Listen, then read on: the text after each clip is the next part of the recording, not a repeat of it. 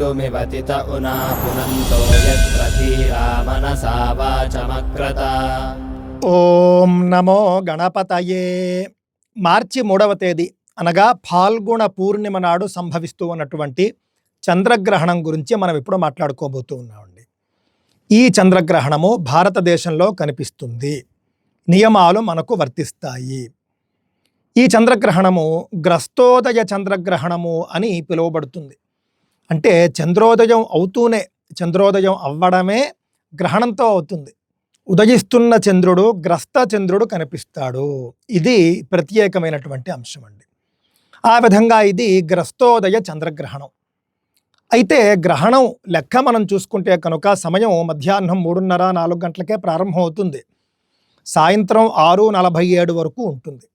కానీ మనం పట్టించుకోవాల్సింది, నియమాలు పాటించవలసింది మాత్రం చంద్రోదయ కాలం నుండే, సూర్యాస్తమయ కాలం నుండి కాదు. ఇది కూడా గమనించాలి.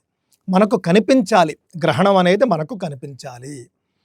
కావున భాగ్యనగరానికి మనం తీసుకుంటే మార్చి 3వ తేదీ సాయంత్రం 6:13 చంద్రోదయం జరుగుతుందండి.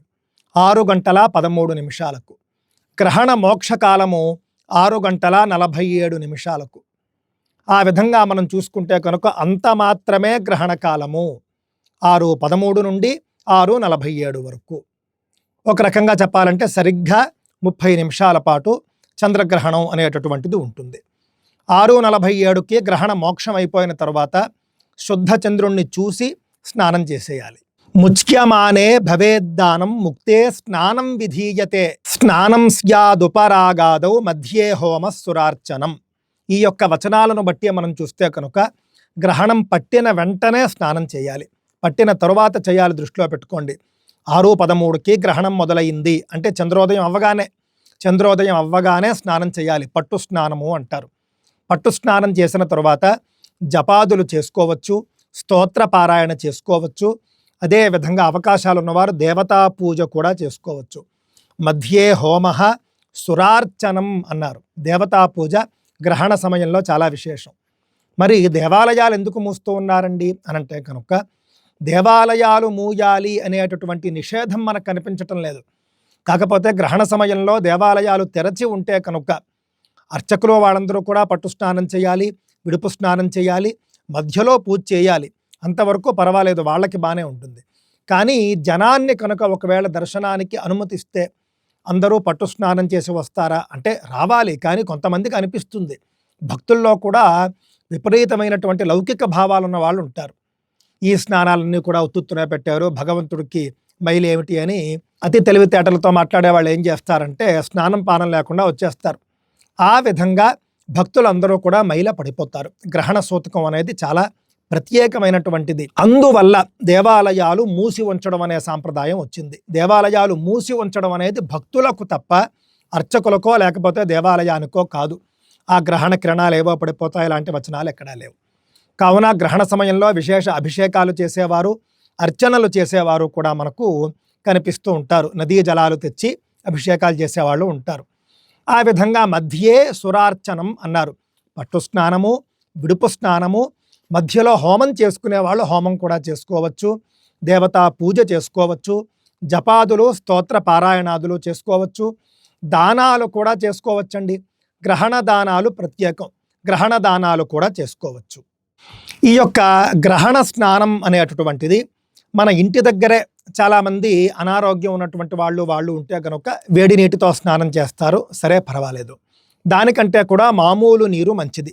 మామూలు నీరు కంటే కూడా బావి నీరు మంచిది. బావి అందుబాటులో లేనటువంటి వాళ్ళు, పట్టణాల్లో ఉన్నవారు నేరుగా కనుక ఒకవేళ బోర్ నీరు వస్తే కనుక దాంతో స్నానం చేయవచ్చు. దానికంటే బావి నీరు శ్రేష్టం. బావి నీరు కంటే కూడా కోనేరు, సరోవరం, చెరువు ఇవి శ్రేష్టమైనవి. దానికంటే కూడా మామూలు నది శ్రేష్టమైనది. మామూలు నది కంటే కూడా మహానది శ్రేష్టమైనది. మహానదుల్లో గంగా నది చాలా శ్రేష్టమైనది. కానీ చంద్రగ్రహణంలో మాత్రం ముఖ్యంగా గోదావరి నది స్నానం చాలా శ్రేష్టం. కావున గోదావరి నదీ స్నానం అవకాశం ఉన్నవాళ్ళు చక్కగా చంద్రోదయం కంటే ముందే గోదావరి తీరానికి వెళ్ళిపోండి. గోదావరి స్నానం, పట్టు స్నానం చేయండి, జపాదులన్నీ అక్కడే చేసుకోండి. విడుపు స్నానం కూడా గోదావరిలో చేసుకోండి. చంద్రగ్రహణ స్నానం సముద్రంలో కనుక చేస్తే విశేషమైనటువంటి ఫలాన్ని చెప్పారు, దృష్టిలో పెట్టుకోండి. సముద్రం అందుబాటులో ఉంటే కనుక చంద్రగ్రహణ స్నానము సముద్ర స్నానమే చేయండి. లేని వాళ్ళు సరే ఇంతవరకు చెప్పుకున్నటువంటి ఇతర స్నానాలన్నీ కూడా చేయొచ్చు. ఆ విధంగా గ్రహణ స్నానం చేయవలసి ఉంటుంది. గ్రహణానికి ముందు భోజనాదుల సంగతి చూస్తే చంద్రగ్రహణానికి ముందు 3 యామముల పాటు తినకూడదు అని చెప్పారు. యామం అంటే రమారమి 3 గంటలు, ప్రహర అంటారన్నమాట. 3 ప్రహరలు చంద్రగ్రహణానికి ముందు తినకూడదు. 6:15 అంటే 6 వేసుకోండి. 6 వేసుకుంటే కనుక ఉదయం 9 నుండి ఏమీ కూడా తినకూడదు. తింటే 9 లోపల తినేయాలి. కొంతమంది మహర్షుల అభిప్రాయం ఏమిటంటే గ్రస్తోదయ చంద్రగ్రహణం కాబట్టి ఆ రోజు పగలంతా కూడా తినకూడదు. చంద్రగ్రహణ ముక్తి అయిపోయిన తర్వాత, మోక్ష స్నానం చేసిన తర్వాత శుద్ధి చేసుకుని అప్పుడు భోజనం చేయాలి అని. ఎవరి శక్తిని బట్టి వాళ్ళు చేయండి. అయితే వృద్ధులు, అనారోగ్యంతో ఉన్నవారు, బాలికలు మాత్రం ఈ యొక్క సందర్భంలో మధ్యాహ్నం కనీసం 2 లోపల తినేటటువంటి ప్రయత్నం చేయవచ్చు. 3, 2 లోపల తినచ్చు. కానీ అన్నీ బాగున్న వాళ్ళు మాత్రం ఈ విధంగా ఉదయం 9 లోపల కానీ పూర్తిగా తినకుండా కానీ ఉంటే మంచిది. ఈ యొక్క చంద్రగ్రహణము పుబ్బా నక్షత్రము సింహరాశిలో సంభవిస్తూ ఉన్నది కావున వాళ్లకు దోషం. అదేవిధంగా పూర్వాషాఢ, భరణీ నక్షత్రాల వాళ్ళు, సింహరాశి వాళ్ళు, కుంభరాశి, మకర, కన్యా, కర్కాటక, వృశ్చిక రాశుల వారు గ్రహణ శాంతి చేసుకోవాలి. గ్రహణ శాంతి చేసుకునేటటువంటి శక్తి లేని వాళ్ళు ఒక శ్లోకము, ఒక స్తోత్రము పారాయణ చేస్తే సరిపోతుంది. అది నేను తదుపరి వీడియోలో చెబుతాను. మఘా నక్షత్రం వారు మరియు ఉత్తర నక్షత్రం వాళ్ళు కూడా ఈ యొక్క గ్రహణ ప్రభావానికి లోనవుతారు. వాళ్ళు కూడా గ్రహణ శాంతి చేసుకోవాల్సి ఉంటుంది. లేకపోతే కనుక స్తోత్ర పారాయణ అయినా చేయండి. గ్రహణ శాంతి అంటే ఏమీ లేదండి. శక్తి ఉన్నటువంటి వాళ్ళు వెండితో చంద్రబింబాన్ని మరియు నాగ ప్రతిమను చేయించి దానం ఇవ్వాలి. ఇంకా శక్తి ఉన్న వాళ్ళు నువ్వులు, నెయ్యి, బంగారము, గోవులు కూడా దానం చేయవచ్చు. గ్రహణ శాంతిగా ఇవి చేసినా, గ్రహణ సమయంలో ఇవి చేసినా కూడా చాలా చాలా విశేషము. ఇదండి చంద్రగ్రహణానికి సంబంధించినటువంటి పూర్తి వివరాలు. మీ ప్రాంతాల్లో చంద్రోదయం ఎన్నింటికి అని చూసుకోండి. ఆ రోజున మార్చి 3వ తేదీ సాయంత్రం చంద్రోదయం ఎన్నింటికో చూసుకోవాలి. చూసుకుని చంద్రోదయం నుండి 6:47 వరకు గ్రహణం ఉంటుంది అనే అంశాన్ని దృష్టిలో పెట్టుకోవాలి. ముక్తి స్నానం మాత్రం మనం కళ్ళతో చూసి చేయవచ్చు. ఆ యొక్క శుద్ధ బింబాన్ని చూసిన తర్వాత చేయవచ్చు.